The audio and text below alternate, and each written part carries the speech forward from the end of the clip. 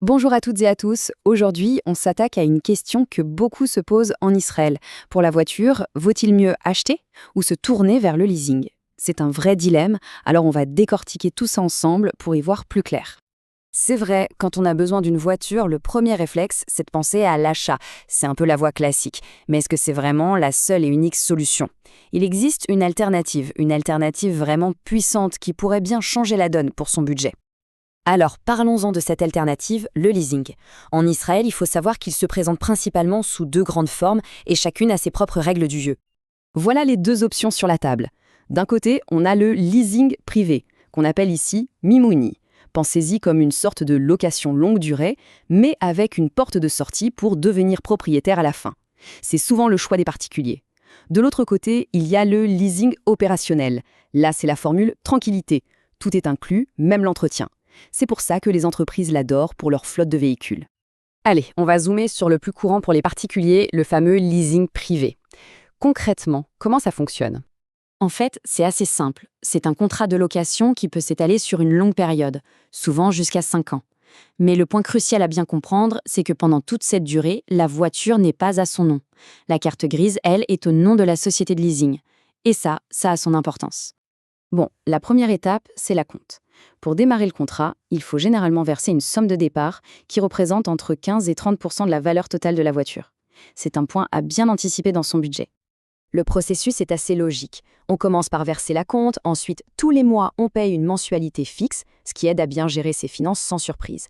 Puis, à la fin du contrat vient le moment décisif. Soit on rend les clés, soit on lève l'option d'achat pour devenir enfin propriétaire, en payant bien sûr le montant qui reste.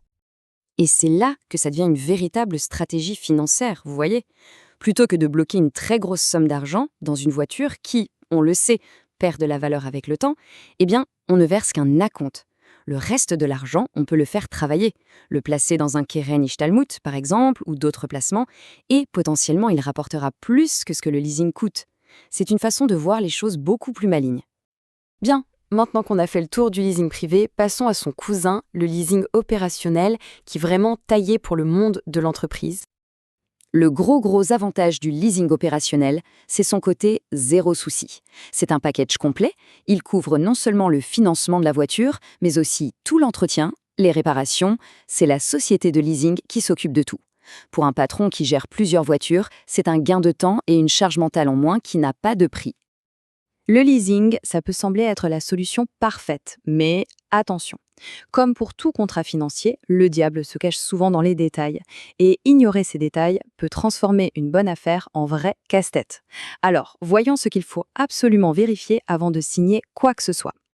Le conseil numéro 1, le plus important de tous, vraiment, il faut lire chaque ligne du contrat, les fameuses petites lettres. C'est souvent là que se cachent les clauses qui peuvent transformer le rêve en cauchemar financier.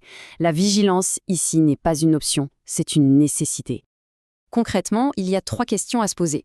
D'abord, le prix qu'on vous annonce, est-ce qu'il inclut la TVA? C'est le piège classique qui peut faire gonfler la note. Ensuite, si c'est pour une entreprise, il faut savoir que dans ce cas de figure, la TVA n'est généralement pas récupérable. C'est un calcul à faire. Et enfin, la question la plus importante, qu'est-ce qui est inclus et surtout qu'est-ce qui n'est pas inclus? L'assurance, le changement des pneus, il faut exiger une liste claire et nette. Pour conclure, on se rend compte que la question est bien plus profonde qu'un simple choix de paiement. En choisissant entre l'achat et le leasing, on décide en fait de la nature de son rapport à la voiture. Est-ce qu'on la voit comme un simple bien de consommation qui se déprécie ou est-ce qu'on la considère comme une pièce dans un puzzle, un outil au service d'une stratégie financière plus globale? Et la réponse à cette question, eh bien, elle change tout.